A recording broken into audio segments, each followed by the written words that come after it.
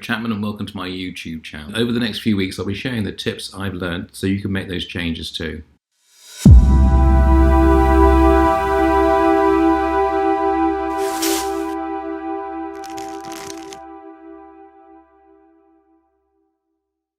The most important thing I believe people tend to do is they overthink, but they overthink in a negative way. Let's say, for example, I saw a client today who was 14 years old, and he had this belief, well, it's true, that he couldn't stop his coughing. He'd been coughing, I think they call it habitual coughing, yeah? And he'd been doing that for 3 months, non-stop. They tried everything, they'd seen the doctor, and they didn't really know what to do or where to go. They'd done lots of research, they found me. The point being, my belief is that I know I can help that person. But they've got a belief they can't change. So what's stopping them really changing? Because they weren't born with a cough. And we create a belief around this, so our thinking stops us changing. So they need that sort of belief that they can change. Even though consciously they think, well, I can't change. I've done this if I could change, I wouldn't be here, you know? So I said to him, can you make that cough worse? So his parents were there, and he made the cough worse. And I said, that's worse? He said, well, I can't do it. I said, well, you can do it. You just made it worse. And his mother said, you did make it worse. That was worse.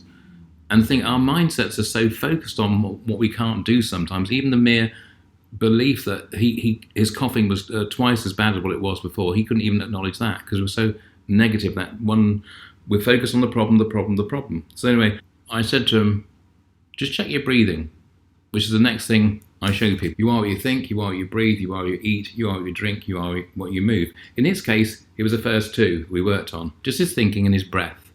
So when he was breathing, he was almost like hunchback like this. And I said, take a deep breath in. He was going, almost like frightening himself, taking a big old breath. This is how you do it. Drop your shoulders and take a little slow breath in. So you're not stressing your body out. So imagine if you're stressing your body out, you're becoming tense.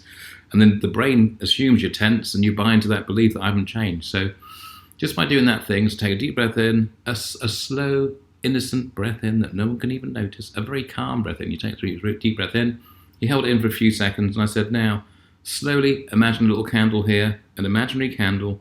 And I've shown other people this, but it does work. And as you blow at the candle, don't blow the candle out like a little birthday candle, and you're doing it calmly, just slowly and calmly, and notice what happens. So even then the skill of actually breathing wasn't there. So it was like you were going to blow the candle out.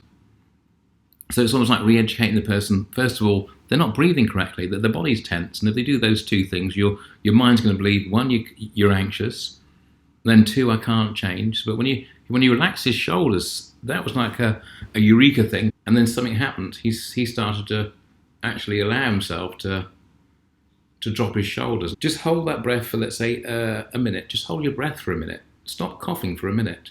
So he stopped coughing for 60 seconds. And then I said, as you allow yourself to relax now, I want you to just cough. And he coughed like he did before. But then this time, I said, no, you actually stopped coughing now it was 3 minutes. Because when he came to see me on a scale from 1 to 10, how much do you want to change on the intake form? He said 6. But he did really want to change. Maybe he misinterpreted the question. I don't think he thought he could actually change. That was the answer I got from that. Anyway, he's now going for like 40 minutes. In the 40 minutes, I said, give yourself a suggestion now that if you don't want to cough, just do it twice. So in that 40 minutes, he did it twice. And then his parents came to the door, his mum came to the door, and I said, there you go. And we did a bit of hypnosis, and he's a great hypnotic subject. And he had his eyes open after this hypnosis session, and I said, well, your mum's here now, look. And he looked at her, and he immediately started coughing, because I don't know, it was the emotional thing, I suppose. And I said, but notice your shoulders. And as you drop your shoulders now, just reinforcing that you can do this. And his coughing stopped. And he sort of had that glazy sort of look, as he was just sort of looking at her vaguely rather than focusing on her like he did before. And he's now, in my eyes, he was like, from where he is now to where he arrived, he's about, let's say, 85% better. In my eyes, it's almost like a miracle. His mother says, that's amazing. And she cried twice. Because, I mean, he changed. And that's the power of belief. Because now his belief is there. He can now do it. Imagine even because he's a football player. And I said, imagine taking a penalty like the England squad did a couple of weeks ago.